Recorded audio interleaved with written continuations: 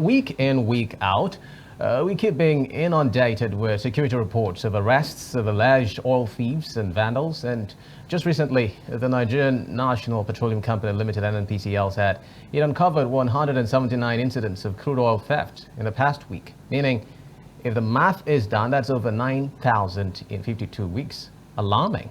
But as the war on crude oil theft and vandalism rages on, with industry-wide security collaboration continuing to safeguard hydrocarbon infrastructure, it is concerning that these efforts still feel inadequate. Well, a video released by the NNPCL shows the incidents recorded between January 11 and 17 across the Niger Delta region, with 29 illegal pipeline connections and 55 illegal refineries reportedly uncovered within the period. Now, on Niger Delta Today, we will not waver in continually troubleshooting the main issues of concern. There are insiders preventing the fights ongoing to end the scourge from succeeding. And how powerful are these insiders? And if we ask, how can they be defeated? If indeed they can be defeated. We're joined by an oil and gas expert, a senior energy consultant and analyst, conversant with the nuances of this industry. Dr. Wisdom Enang joins us virtually. Dr. Enang, you're welcome on Niger Delta Today. Thank you very much. Good afternoon. Thank you for having me. Good afternoon, Doctor. And today we are majorly concerned about issues of oil theft and vandalism. In fact, recently, the NNPCL had attributed the recent fire incident in Rivers State to issues of vandalism. How can we probably bring an end to this particular issue? In fact, if we're looking at x-raying all of the activities, isn't there a way where these issues of vandalism, oil theft can be detected from the oil companies? They have sophisticated instruments and pipelines and machines. Can't it be detected from the industries or oil companies? Absolutely. There are ways to detect oil thefts, but more importantly, I think we ought to be talking about how to prevent it. Now, the mechanism for me to, kind of put forward in terms of tackling the oil theft would be something like a PDRR, which is predict, detect, respond, and recover. So using some AI tools, you can definitely predict when things are going a bit south in terms of when there are certain parameters on the pipeline that once someone has tampered with the integrity of the pipeline, you can definitely tell that there is some sort of breach in your pipeline security. Things like your flow rates are going to tell you that when there's an unexplained drop, your flow rates, volume loss is going to be another one. Another one is going to be things like when we're talking about another thing is going to be things like perhaps drop in pressure when we're talking about how much pressure that the pipeline is seeing. So these are all parameters. And then the detect happens to be how when you then put all of these parameters together to tell, is it a leak, for example? Is it an accident? Or is it just a malfunction of the equipment itself? Or is it really, a theft issue? And then you detect it, create patterns to know, yes, there's a breach, definitely. And then they respond and recover. Whether it means sort of alerting the securities involved and initiating the repair, or also making sure that you contain the inventory loss. But in all of these, I think the most important thing that people underrate is the need for proactive measures. So proactive measures in terms of intelligence gathering, proactive measures in terms of checking to ensure that the communities are happy with what the companies are doing and they can take ownership, which is of course making sure that the host community welfare is being prioritized. So these are a lot of things. There are a lot of technologies, but technologies in itself that can help you detect anything will not solve the problem. The problem is obviously partly technology, partly the willpower, and partly inclusion from the host community perspective. All right, Dr. Enang. Well, quickly, let me also take you up on this particular issue that is of importance. The resource exploitation enabled by corrupt local officials. How would you say that this plays a huge role in the issue of oil theft and vandalism, especially when we hear of issues that involve officials that understand what is happening within a particular terrain where oil is being exploited? Absolutely. You know, when you talk about response and recover, without sending a deterrent to people that are carrying out these activities, there's no way you can actually get them to have a very compelling reason to stop. For example, when we get the tankers, what do? We blow them up, lose the inventory, blow them up, lose all the evidence for investigation. So you're absolutely right. It's still going to be a menace. Like I said, everything you can think about is going to be captured in that framework. PDRR, predict, detect, respond, and recover. And if we do not deploy that method in a comprehensive and very conscientious manner, then we're not ready to solve it. That problem you have highlighted is a very critical problem that definitely does affect the the success of tackling crude oil theft and vandalism. Okay, Dr. Enang, just recently we got reports that a community in Enang, a local government area in Akwa Ibom State, discovered oil, that's specifically in Bioto 2. And the issues on ground is that we would like to understand, at what point do you start ensuring that the issues surrounding oil exploitation in a particular community that oil has been discovered are put at the front burner, in ensuring that at this point we begin to talk about how we can ensure there's prevention of illegal exploitation of oil from these regions? Does it start now? When we talk about surveillance and ensuring that we don't have incidences of oil theft in that area and taking care of the persons within that community where oil is discovered? So when you discover your oil and you start what we call your facility development plan, one thing you need to know is you need to start, for example, a number of things in parallel. One of them would be your environmental plans as well.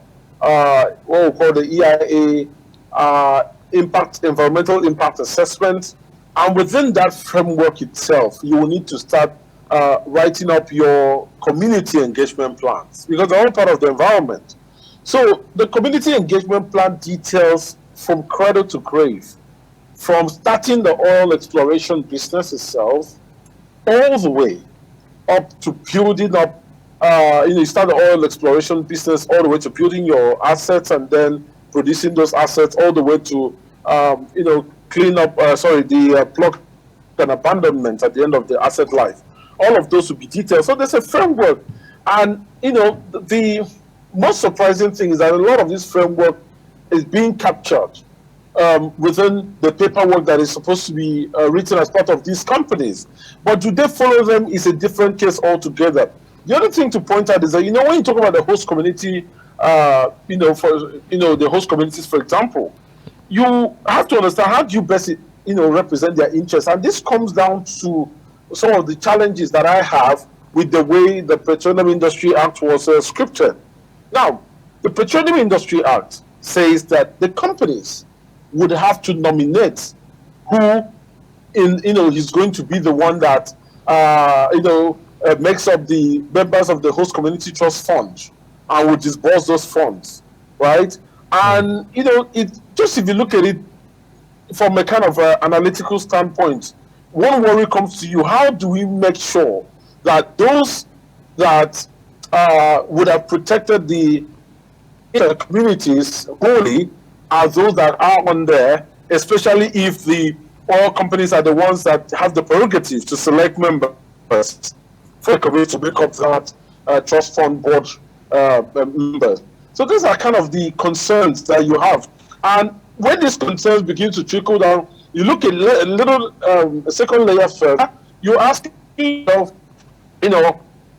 what about the the projects that are supposed to come as a result of taking care of the host communities. Have those projects, the funding, right? How many of those host community trust funds have contributed to by the oil and gas companies? Have those projects been operationalized? At what status are there? There is absolutely nothing telling you the stewardship of each company towards that host community goals. And so that's one of the big problems. But to answer your question more directly and in a succinct manner, we ought to have started some of these plans right at the beginning. And that would detail how you engage the community. Again, there are some backings within the law, of course, which means if you are coming in there, the law says you should set up a host community trust fund board and then set up members. But it is actually the implementation and the monitoring and the reporting of same that is the problem, not the intent or not the policy design. Okay, Dr. Wisdom Enang, now for the issue with regards to ending vandalism and oil theft, some quarters are pointing accusing fingers at security agencies as well as some workers in the oil firms, accusing them of compromise and giving such as reasons why oil theft and vandalism has not been brought to a total end or complete eradication. Would you share in these thoughts? I mean, hypothetically speaking, like, there are three barriers. There are three critical barriers: the people barrier, the equipment barrier, and the process barriers. And I'll tell you how they work. The equipment barriers are typically all the equipment that sends and report parameters that are being used to judge the operationality of the facility, as well as to see if there's any sort of breach. The process barriers are how you integrate the people and the equipment to be able to create a seamless flow of reporting who does what, when, how, where. Those are what the process deals with. But the people barrier is the most critical. It's the most critical barrier. They are the people are the custodians of making sure everything works. So hypothetically speaking, if the people barrier is compromised, everything else is compromised. And absolutely, but you see, it's difficult to point a finger because whoever alleges must prove.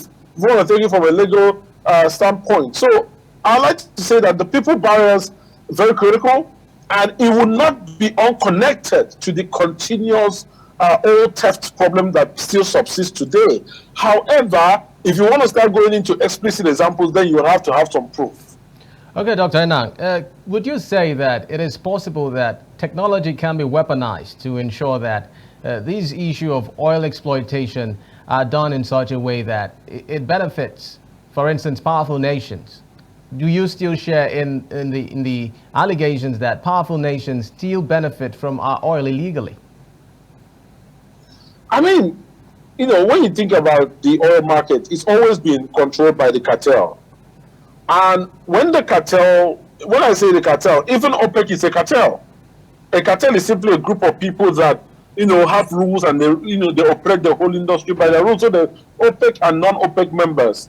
And obviously that involves very powerful nations. What do you think happens when countries like, let's say, Russia or Saudi Arabia decides to pump more oil? They can crash the entire market by pumping a lot of oil into the market and create an oversupply. So definitely, Nigeria is just in the middle. At some point, sometimes at the detrimental end and sometimes at the gaining end, or depending on which of the cycles that we are in terms of oil pricing. But definitely very powerful nations do use this oil to the advantage, and they control the market. There's no doubt about that. Okay, briefly, before we start winding down the conversation, recently the president had met with Ogoni leaders to talk about the cleanup exercise for the Niger Delta region. What would you recommend should be done, especially understanding the crisis that has been ongoing with regards to the Ogoni cleanup, and not just for Ogoni land? Looking at Niger Delta communities, a number of these communities are in penury. A number of these communities are suffering the aftermath of oil exploitation. What would you recommend should be done to ensure that the Niger Delta is properly cleaned up and the environment is being properly looked after, I would say?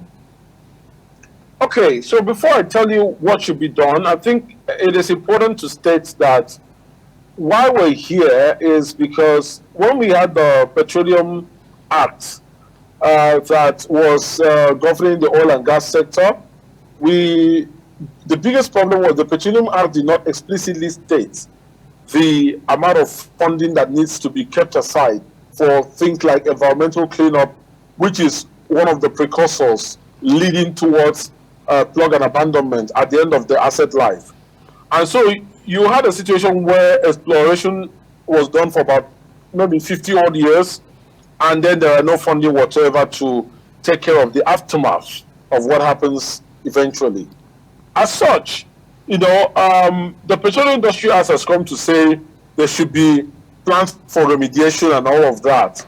But the big issue is funding, because if you think about it, at the beginning of your asset life, your capex is high, which is your capital expenses, but your opex is low because your assets are new. They don't need much maintenance. But after you've repaid your capex, which is the money you get to set up your facility, you are pretty much making gain. By the time your asset is up to 60 years, you are not investing anything, so your capex is very, very low. Your opex, which is your operational expenses, is very high because you're always maintaining. That erodes your entire margins because you're not operating, and also because the asset begins to go down in terms of the produce based on the natural decline of the asset itself. Now, what is that important? The question is, where is the funding to be able to clean up these assets? So a number of things is going to happen. One clever way is for, during divestments, is for the IOCs to recognize the fact that they must discount, the price that for the sale of the asset, that must be discounted to reflect the fact that, okay, that discount needs to be used to take care of the remediation. So that's one way to do it. So if you want to sell it, something is 2 billion, you can say, I'm going to sell it for 1.3, 700 million being the amount that you should eventually, you that is taking over the asset, should eventually consider and use for the cleanup. The other thing is for the government to start looking at funding options, perhaps loans or whatever, or using other funding options to clean up, because that's quite a huge project. But going forward, I think it will be important to legislate a certain amount that each company needs to be putting away to ensure that at the time that we're talking about environmental concerns, or we're talking about any plug and abandonment, that there is funding for the cleanup. All right, Dr. Enang. Well, we know that the story of the Niger Delta is that of resilience in the face of what has been called systemic injustice. Now, there is a call for action, but then how much action do you think is necessary in ensuring that these issues that are very much at the front burner are addressed? I think a lot of action is very important, is necessary. It's good that the president is looking at an integrated approach, taking traditional rulers, all the political actors all involved, and getting even the people, the militants and those groups to understand the need for us to be able to address some of those issues that will lead to, for example, environmental degradation. Because if there's bunkering, for example, that will further worsen the environment. So this is where they come in. Action is very important, and we need more work than talk at this material point in time. As I said, I've put out very clever ways that we can think about it. And for example, if you structure a sale to a company, you can give at a discounted price, but then mandate them to say, look, put away part of your operation expenses should be put away equal to the amount that was discounted over time for you to be able to do the environmental cleanup. Those are plausible ways to begin to fund these projects or initiatives without necessarily breaking the bank. All right, Dr. Wisdom Enang, Senior Energy Consultant and Analyst, we appreciate your time and company on Niger Delta Today. Thank you so much for your insights, Dr. Wisdom Enang. Thank you very much. Deeply appreciate it. All right. Jennifer, I mean, the conversations are really very, very mind-boggling. And we're just really concerned about the Niger Delta region and the many concerns that keep coming up when it comes to oil theft, vandalism of installations of oil.